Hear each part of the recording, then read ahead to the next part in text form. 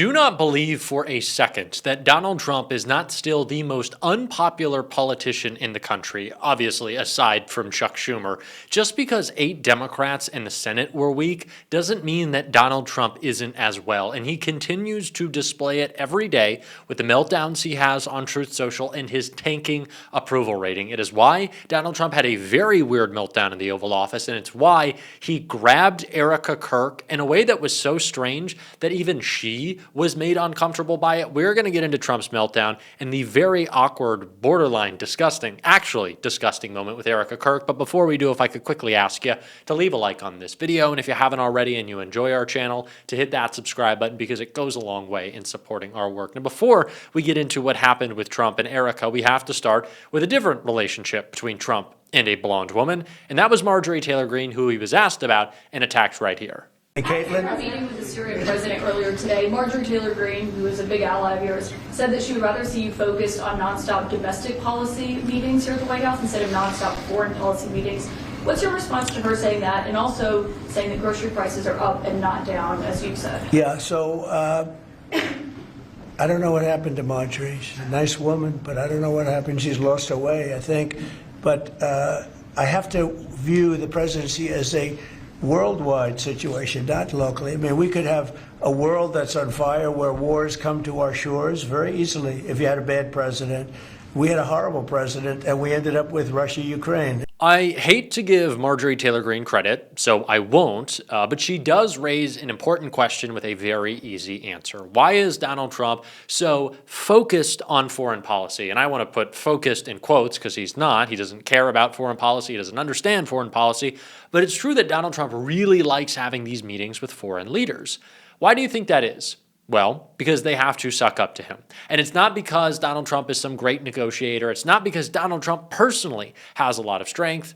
It's because he's the president of the United States. It's the office. It has nothing to do with Donald Trump. So they come, they bring him gifts, they call him sir, they're so polite, they wear a suit, or J.D. Vance fucking yells at him, the weirdo that he is. That is why Donald Trump likes him. And that is why that has been his focus. Because Donald Trump likes to pretend that he actually matters and that people like him, which is not the case, very obviously. And if he had to focus on domestic issues, he would be confronted with the fact that he's a failure, as he tried to lie about right here. So Biden had the highest inflation in history, and we now are at a very low point. We're going to be hitting 1.5% pretty soon.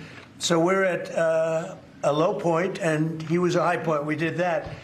Food prices are way down. It's all coming down. And the biggest decrease, of course, is energy. And, you know, as goes energy, goes everything else. Because when energy comes down, the oil, the electric, I think you're going to see $2 gasoline or something very close to that. In fact, we're already in the twos. But I think you're going to be seeing very soon $2 gasoline. That's like the equivalent of a massive tax cut. Food prices are not coming down. The opposite is happening right now. People are severely hurting. It is almost incalculable how much damage Donald Trump has done to not just people's pocketbooks, but the American psyche with his tariffs, with the way that he has destroyed the economy. And that's why he's trying to get people excited about a new idea that he has having to do with his tariffs. We're going to be bringing them down. Without tariffs, this country would be in such trouble, as they were for many years. That's why we owe $38 trillion. And one of the things we're going to do, we're going to issue a dividend to our middle-income people and lower-income people of about $2,000. And we're going to use the remaining tariffs to lower our debt. We're going to be lowering our debt, which is a national security thing. So we're doing a lot of good work. And the numbers were reported so incorrectly. The real numbers are trillions of dollars have been taken in or gotten in terms of investment from the tariffs. And so if that were ever reversed, it would be a disaster. Frankly, it would be a national security problem for our country. And nobody. This is the Trump long shot. This is like when he was talking about eliminating income tax on the campaign trail because he was just so scared of losing.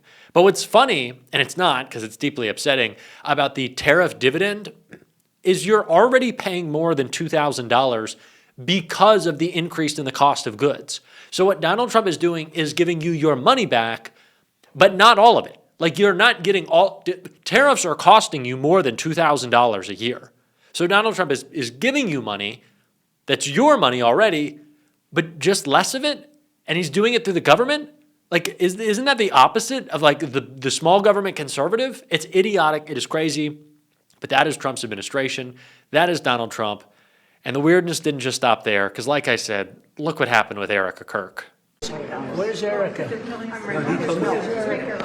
She's swearing in right now. Just so your name is like Can we all agree that that was just weird? How he kind of like grabbed her and pulled her in, and why does he have to like kiss her all the time? And just look at her face, and look at the grabbing. Like we saw Vance do it, and again, people are gonna get mad at me for this. I don't really care. Erica Kirk to me is not a widow. Again, let's just take a look at how weird this is. It's weird, right? Like, we can acknowledge this is weird. We can acknowledge that she looks a little uncomfortable. I don't know who wouldn't look uncomfortable with Donald Trump grabbing at them. But people are going to get mad at me about this, and I fully accept it at this point. Erica Kirk is not a widow. Erica Kirk is the CEO of Turning Point USA, and Turning Point USA is a dangerous, racist, bigoted, Islamophobic organization that was founded by billionaires to create puppets of the ruling class in the form of a Charlie Kirk, in the form of anyone else who is in the conservative media apparatus, a Benny Johnson. Like, those guys are just puppets of the ruling class. They spout out talking points. They get paid very nicely for it, but they make you think that, we couldn't possibly raise taxes. The billionaires would be upset. Oh, well, we couldn't possibly have Medicare for all. It wouldn't work because of scary socialism. All the while, those very same billionaires, those oil executives, the CEOs, of course, the Waltons, Walmart family, yeah, they get billions of dollars in subsidies. These people who are attacking with racist tropes, people on Snap, fail to mention the fact that it is Walmart who is responsible for people needing food assistance, them not paying their employees a living wage, right? That's the reason people are on Snap. They're not lazy. They're not playing video games in mom's basement. And at the same time, those dollars are spent at Walmart. So it is a double subsidy of their profits, of a billion-dollar corporation, multi-billion, $100 billion corporation. So are we going to talk about that socialism? Of course not. Of course not. That is what Erica Kirk does for a living now. If she had wanted to take some time out of the spotlight, if she had wanted to say, I have to think about my children, and I want to reflect, and da-da-da-da-da, so on and such, yeah, I would have laid off, because why would I have cared? I don't give a fuck about Erica Kirk. I didn't care about Erica Kirk before. I didn't really care about Charlie Kirk that much before.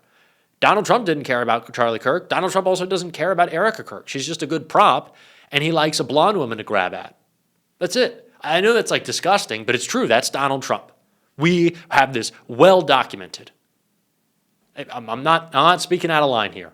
I know it's an uncomfortable visual, but it's really fucking uncomfortable for the people who have to endure that from Donald Trump, who has never faced accountability. So, yeah, the weirdness with Erica Kirk is weird. It's gross. It's disturbing. But, like, I don't know. I really don't know what to say about Erica Kirk anymore, besides the fact that this is what she wants to be doing. She wants to be grifting. She wants to be in the public eye. So I do not think that she is immune from criticism. And I will continue to criticize her, as I will continue to point out the fact, because the mainstream media doesn't want to, that Donald Trump is in obvious cognitive decline. And it's why he's been acting more extreme. It's why he's hitting on reporters more. It's why he's grabbing at Erica. I know he's been doing this his entire life, but it's becoming more obvious now. But Donald Trump's cognitive decline became very clear in this clip right here. Example, China was going to hit us with rare earth. Now, everybody says, oh, what does that mean? Magnets. If China refused to give magnets, because they have a monopoly on magnets, because they were allowed to happen over a 32-year period, there wouldn't be a car made in the entire world. There wouldn't be a radio. There wouldn't be a television. There wouldn't be internet. There wouldn't be anything, because magnets are such a part. Now, nobody knows what magnets are. They say nobody knows what magnets are. What are the magnets? We don't. Do you know about the magnets? What are they? Who knows? Who knows? Like, what are we doing? Nobody knows what magnets are. I know what magnets are. They're magnets. Do we need a rundown? Why are we talking about magnets?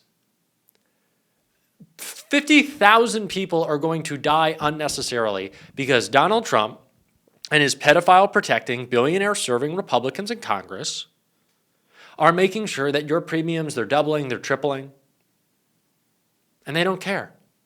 They're happy to let 50,000 people in the wealthiest nation in the world die unnecessarily, and happy for people to go bankrupt with medical debt, happy to see rural hospitals close, and they don't care because Elon Musk is about to become a trillionaire.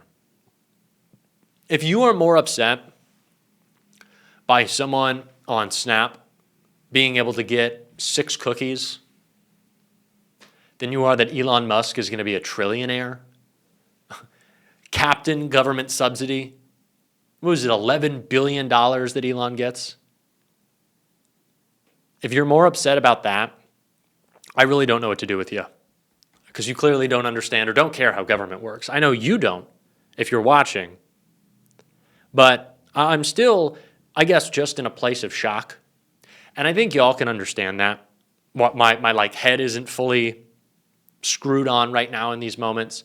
How Democratic senators could watch Donald Trump get booed by tens of thousands of people in the state of Maryland, some of which certainly came over from Virginia and the D.C. area.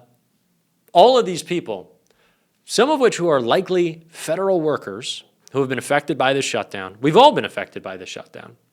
See how unpopular Donald Trump is and go, you know what? We're going to cave to that guy. That's the guy we're going to cave to. Big tough guy, big tough Trump. It's not computing in my mind. It only makes sense when you realize that these are older members of the Senate who are not going to run for re-election, and so they don't care about us. They don't care about your future, your kids' future, your grandkids' future. They only care about theirs, and theirs is kind of done. And they're also corporate owned. Corporate owned. And those corporations, they are very much okay with giant tax cuts as people lose their health care. And so it's no surprise, but it is still just astonishing to me that they thought that we would buy it, that we would buy this line of bullshit. That Chuck Schumer could be like, well, I voted no, and expect us to be so stupid and fall for it. That they thought that they could do it in the dead of night Sunday